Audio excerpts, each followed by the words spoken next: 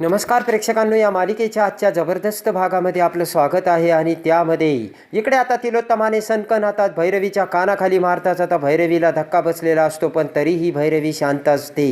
आणि भैरवी तिलोत्तमाला म्हणते की तिलोत्तमा, तुझा राग साहजिकच आहे, पण तू किती जरी माझी कानाखाली मारली ना तरी पुलाखालून बरंच पाणी वाहून गेलंय. तेव्हा आता तिलोत्तमा म्हणते की कसला पूल, कोणतं पाणी, काय बोलतेस तू भैरवी. भैरवी म्हणते की तो पूल म्हणजे सावली, आणि आजही ती भक्कम 8 वर्षापूर्वीसुद्धा 8 वर्षापासून ती तिच्या पायावर भक्कमपणे उभी आहे. आणि त्या पुलाच्या एका बाजूला तू आणि दुसऱ्या बाजूला मी उभी आहे. आणि मी सुद्धा तुझ्यासारखीच त्या आगीत होरपळून निघाली आहे, तेव्हा तुला माझी साथ द्यावीच लागेल असे भैरवी तिलोत्तमाला सांगते. आणि तिलोत्तमा म्हणते की नाही भैरवी, तू एक नंबरची विश्वासघातकी आहे आणि मी तुझी साथ कधीच देणार नाही. तर आता भैरवी म्हणते की द्यावी लागेल तिलोत्तमा, तुला द्यावी लागेल. आणि त्या सावलीमुळे जेवढा त्रास तुला झाला आहे तिलोत्तमा, त्याच्या कैक पटीने त्रास मला झाला आहे. त्या सावलीचा कळतंय का तुला. आणि इकडे आता भैरवी म्हणते की त्यावेळेस तू तिला घराबाहेर काढण्यात यशस्वी झाली तिलोत्तमा, पण ती सावली ना पुन्हा परत आली आणि एक वादळ बनून आली, एवढं तू लक्षात ठेव. आणि भैरवी म्हणते की जर ती पोरगी तुला सारंगच्या आयुष्यात नको आणि या दारात उभी राहायला नको, तर तुला माझीच साथ द्यावी लागणार आहे तिलोत्तमा. आणि तिलोत्तमा म्हणते की भैरवी, तुझ्या मदतीची मला अजिबात गरज नाही आहे, कारण त्या पोरीला मी एकटे हँडल करू शकते. ते ऐकताच भैरवी मोठमोठ्याने हसते. हसतच भैरवी म्हणते की तिलोत्तमा, तुझा हा कॉन्फिडन्स चांगला आहे, पण तुझा हा कॉन्फिडन्स जरा ओव्हर कॉन्फिडन्स व्हायला लागला आहे. भैरवी म्हणते की जगन्नाथ काल पण तिच्या पाठीशी ढाल बनून ठामपणे उभा होता आणि आजही तो ठामपणे त्या सावलीच्या पाठीमागे उभा आहे. तिलोत्तमा, तुला कळतंय का. तेव्हा आता सावलीला हरवणं आणि सावलीला नमवलं तुझ्या एकटीच्या खूप खूप बाहेर आहे, असे आता भैरवी तिलोत्तमाला बोलते. आणि भैरवी म्हणते की तेव्हा तू माझं ऐक तिलोत्तमा, तुझी मैत्रीण कायम तुझ्यासोबत आहे आणि तुझ्या बरोबर आहे. तर तिलोत्तमा विचारात पडते. आणि इकडे आता सावली ही सारंग समोर येत सारंगला थँक्यू म्हणत आभार मानते. सारंग म्हणतो कशासाठी, तर सावली म्हणते की तुमच्यामुळे अबीर आणि ओवीच्या सगळ्या इच्छा पूर्ण झाल्या. सारंग खुशी होऊन म्हणतो की पण त्यात तू सुद्धा होतीस. आणि सावली म्हणते की नको, तिथे आडमुठेपणा मी केला आणि सुरुवातीलाच नको नको म्हणत होते. सारंग म्हणतो ते नेहमीचंच आहे. तर सावली म्हणते काय. सारंग म्हणतो काही नाही. आणि इकडे आता सावली म्हणते की पण एक गोष्ट तुम्ही खोटं बोलला, जेवणाच्या प्लेट ही 55 रुपये नाही आहे. तर सारंग म्हणतो की सावली मी खोटं बोललो पण. आणि सावली लगेच बाजूला निघून जाते. इकडे आता सारंग आता खंड्यासोबतच्या त्या 2 गुंडांना आता पुन्हा तिथे बोलावतो. आणि ते गुंड तिथे येताच आता राजकुमार म्हणतो की 8 वर्षापूर्वी तुम्ही जी माती खाल्ली होती ना, ती माती जर आता खाल्ली तर याद राखा, तुम्हाला आत्ताच मला सांगा ते काम जमणार आहे की नाही. आणि त्या पोराला उचलायचं, मी खिडकी उघडी ठेवतो, त्या पोराला त्या खिडकीतून सरळ गाडीत घालून खालून घेऊन जायचं. तेव्हा लगेच ते गुंड म्हणतात की पण ते मुलगा इथे खूप सारी मुले आहेत, कोणत्या मुलाला उचलायचं. तर राजकुमार म्हणतो की ठीक आहे, चला मी तुम्हाला सांगतो, आणि जरा तोंड झाका, असे आता राजकुमार त्यांना बोलतो. आणि राजकुमार म्हणतो की जादा आगाऊपणा करायचा नाही बरं का. राजकुमार म्हणतो मी आतमध्ये जातो आणि नंतर तुम्ही पाठीमागून या. ते गुंड आता होकार देतात आणि राजकुमार तेथून निघून जातो. आणि राजकुमार आता बाहेर येताच आता त्या बड्डेमध्ये सगळी मुले डान्स करत असतात. तर राजकुमार त्यांच्याकडे बघत असतो आणि ते गुंडाकडे आता राजकुमार हा त्यांना थांबायला इशारा करतो. आणि तेवढ्यात आता इकडे राजकुमार हा तिथे कावरा बावरा बघत असताना अमृताचे लक्ष राजकुमारकडे जाते. तर पटकन राजकुमार आता ज्यूसचा ग्लास घेतो, पण त्याच वेळेस आता ओवी तिथे येते आणि ओवीचा राजकुमारला धक्का बसतो. आणि लगेच आता राजकुमारच्या हातातील ज्यूसचा कोल्ड्रिंकचा ग्लास खाली सांडतो. आणि ते बघून आता राजकुमारला राग येऊन जोराने राजकुमार ओवीवर ओरडतो आणि म्हणतो की ओवी, तुला कळतंय का, मूर्ख आहेस का तू. तर ओवी म्हणते सॉरी. आणि तेवढ्यात सगळ्यांचं लक्ष आता राजकुमारकडे जाते. सारंग हा राजकुमारकडे बघतो आणि तेवढ्यात आता अबीर पुढे येतो आणि म्हणतो की ती माझी बहीण आहे आणि माझ्या बहिणीवरती ओरडायचं नाही. आणि लगेच अबीर म्हणतो की कोल्ड्रिंक्सच सांडलं ना फक्त, इथे 17,000 कोल्ड्रिंक्स आहे, तर तिला बोलायचं काय कारण. अबीर म्हणतो की पहिल्या वेळेससुद्धा तुम्ही माझ्या अंगावरती चिखल उडवला होता आणि आज ओवीनी तुमच्या हातातून तुमचं कोल्ड्रिंक्स सांडलं, माझ्या बहिणीला बोलायचं नाही. तर आता राजकुमारला ते सगळं आठवतं. आपण गाडी घेऊन येत असताना गाडीच्या टायरचा चिखल कसा अबीरच्या अंगावर ओरडला होता, त्यावेळेस अबीर बोलला होता का तुझे डोळे फुटले की काय, ते सगळं राजकुमारला आठवतं. आणि तेवढ्यात आता लगेच राजकुमार अबीरला म्हणतो की गप्प बस. तर तेवढ्यात आता सारंग म्हणतो की दादा, आणि सारंग आता राजकुमारकडे बघतो आणि पुढे येत आता सारंग म्हणतो की दादा काय हे, तर हात करत आता सारंगकडे बघत राजकुमार म्हणतो बघितलं का ओवीने हे काय केलंय सारंग. आणि लगेच आता सारंग म्हणतो की दादा खालीच सांडलं ना कोल्ड्रिंक्स, तुझ्या अंगावर तर नाही सांडलं ना. तर आता राजकुमार म्हणतो की ओवीचं ठीक आहे रे, पण सारंग हा बघ कसा चुरू बोलतोय तो. राजकुमार म्हणतो की का रे. आणि लगेच आता सारंग म्हणतो की लहान आहे दादा तो. राजकुमार म्हणतो की मला ते दिसतंय, पण मोठ्यांशी कसं बोलावं त्याला कळतंय का. आणि सारंगकडे बघत राजकुमार म्हणतो या पोराचा तुला काय एवढा पुळका, आणि कोण आहे हा. आणि राजकुमार म्हणतो की त्या मुलासाठी तू सख्या भावाला बोलतो, कोण लागतो हा मुलगा तुझा. आणि राजकुमार म्हणतो की हा मुलगा तुझ्यासाठी कोण लागतो आणि कोण आहे. आणि राजकुमार म्हणतो की सावलीचा मुलगा आहे का हा. तर सगळेजण राजकुमारकडे बघू लागतात. आणि राजकुमार म्हणतो सावलीचा मुलगा आहे ना, तुझा मुलगा थोडा आहे का. तर आता लगेच आता सारंग म्हणतो की माझा मुलगा जरी नसला तर माझ्या मुलासारखाच आहे. आणि आता सारंग ओवी आणि अबीरला म्हणतो की चला चला तुम्ही खेळायला लागा. आणि अबीर म्हणतो चला रे, आणि पुन्हा सगळेजण मास्क घालतात आणि सारंग तेथून निघून जातो. आणि इकडे आता तिलोत्तमा भैरवीला सांगत असते की भैरवी तू मैत्रीची भाषा तर करूच नकोस. आणि तिलोत्तमा म्हणते की फक्त माझ्याकडून एक चूक झाली होती आणि त्याचा तू पुरेपूर फायदा उचलला भैरवी, आणि त्यासाठी माझ्या एका चुकीमुळे तू मला वेठीस धरला आणि माझ्या घरात येऊन राहिलीस तू भैरवी, आणि त्यावेळेस मला तू काय काय त्रास दिला ना ते सगळं मला माहिती.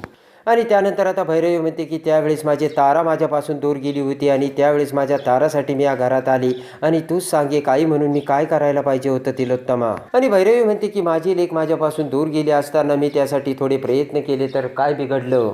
आणि इकडे आता भैरवी म्हणते की तू काय वेगळं केलंस तिलोत्तमा, तुझ्या लेकाला सारंगला मिळवण्यासाठी तू कोणत्याही थराला जाऊ शकतेस बरोबर ना. आणि लगेच आता भैरवी म्हणते की तुझा सारंग सुद्धा तुझ्या ताब्यात नाही, आत्ता सुद्धा तो सावलीच्या बाजूने उभा आहे आणि त्याच्या मुलासोबत तो म्हणजे त्याच्या मुलीचा वाढदिवस साजरा करतोय, बघितलं का. तर तिलोत्तमाला धक्का बसतो आणि ते दोघं पुन्हा आता एकत्र आलेत आणि त्यांच्या दोघांमधली मैत्री अशीच वाढत राहणार तिलोत्तमा. आणि भैरवी म्हणते की तशी सुद्धा सावली जवळीक वाढवू शकते, कारण तिला सुद्धा हेच हवं आहे तिलोत्तमा. आणि भैरवी म्हणते की शेवटी सारंग ही एक माणूसच आहे नाही का, किती दिवस तिच्यापासून लांब राहणार आहे. आणि भैरवी म्हणते की किती जरी झालं तरी सारंगचं आणि सावलीचं एकमेकांवर प्रेम आहे, आणि सावली सारंगला सोडून गेली होती, सारंगने सावलीला सोडलं नव्हतं, असे आता भैरवी तिलोत्तमाच्या कानात बोलते. आणि भैरवी म्हणते की बघ तुझ्या नजरेसमोरून सावली त्या सारंगला घेऊन जाते की नाही.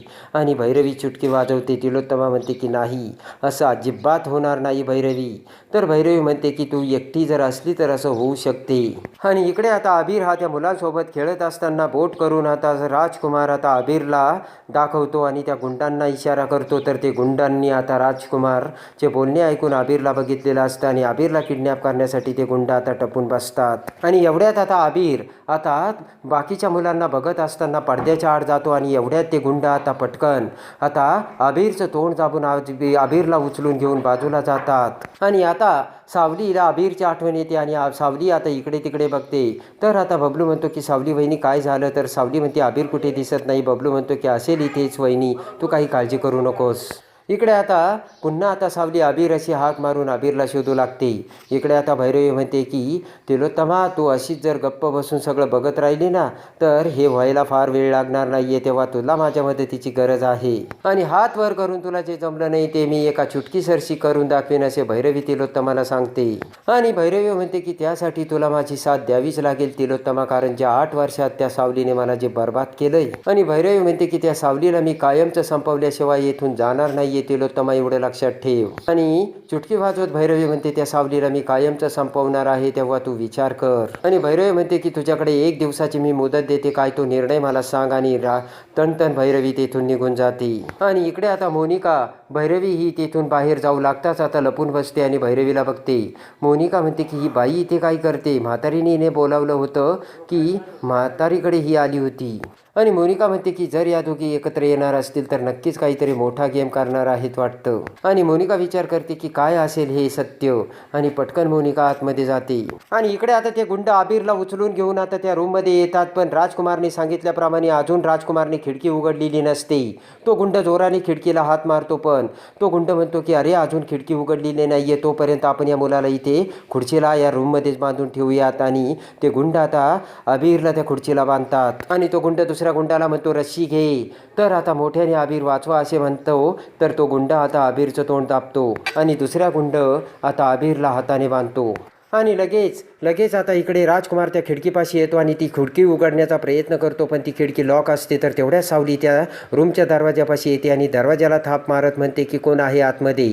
ते गुंड आतमध्ये असतात आणि तो गुंड म्हणतो की अरे कुणीतरी आलंय, आता काय करायचं.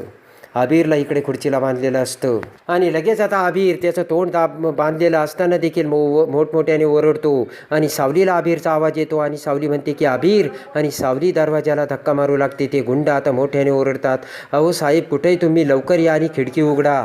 आणि आता अबीर ओरडू लागतो. तर इकडे आता सावली म्हणते की आता काय करावं, आणि त्यानंतर आता सावली कमरेला पदर खोचून एका लातेमध्ये दरवाजा उघडते आणि त्या क्षणी समोर अबीरला बांधलेलं सावली बघते आणि ते दोन गुंडांना सावली बघते. राजकुमार आता तिथेच खिडकीत उभा असतो आणि राजकुमार सावलीला बघून टचकतो आणि सावलीला आता ते सगळं आठवतं. हेच ते दोन गुंड होते ज्या गुंडांनी आपल्या मुलीला आपल्यापासून पळवलं होतं, ट्रेनमधून आपल्या हातून कसे आपल्या मुलीला घेतलं, हे सगळं आता सावलीला आठवतं. ते गुंड आता सावलीकडे बघू लागतात, तर सावली त्या गुंडांकडे बघू लागते आणि बोट करत चुटकी वाजवत सावली म्हणते की माझ्या मुलाला हात लावण्याची तुमची हिंमत कशी झाली, आणि त्याला जर हात लावला ना तर मारून टाकीन मी तुम्हाला. आणि लगेच आता पुढे येत सावली म्हणते की सोडा त्याला. तर बोट करत तो गुंड सावलीला थांबवतो आणि दुसऱ्या गुंडाला म्हणतो अरे ही तीच आहे जी आपल्या हातून ट्रेनमधून वाचली होती. आणि त्यानंतर आता तो गुंड सावलीला मारायसाठी पुढे येताच आता जोराने आता दोन्ही पायाच्या मध्ये सावली त्याला लात मारते आणि लगेच तो गुंड खाली पडतो. दुसरा गुंड मारायला पुढे येताच शेजारीच असलेला स्टूल उचलून सावली त्याच्या डोक्यात घालते, तर तोही गुंड खाली पडतो.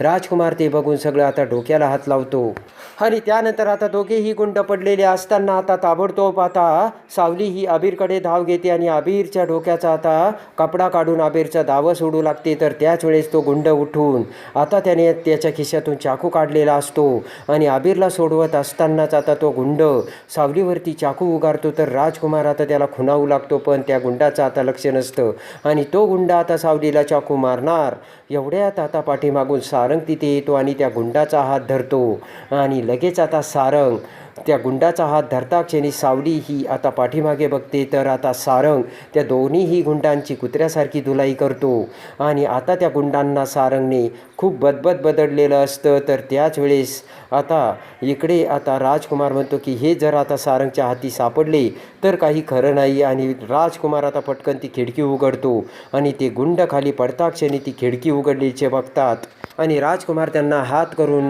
तेथून त्या खिडकीतून जायला सांगतो. तर ते गुंड पळतच त्या खिडकीतून निघून जातात आणि इकडे आता अबीरची सुटका होताच अबीर आता सावलीला मिठी मारतो आणि लगेच आता सावली म्हणते की अबीर तू कसा आहेस. हसतच अबीर म्हणतो की मी ठीक आहे आई, पण सुपर हिरो तर होतेच, पण तू ही सुपर हिरोईन निघाली. आणि पटकन सावली अबीरला मिठी मारते. सारंगला मात्र कळत नसते ते गुंड कशासाठी आले होते आणि का त्यांनी अबीरला पकडलं.